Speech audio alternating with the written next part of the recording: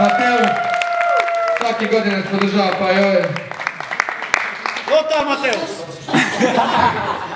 Ovo je najbitniji plan žive, da sve ona odlučuje, sve da nije. Reperko!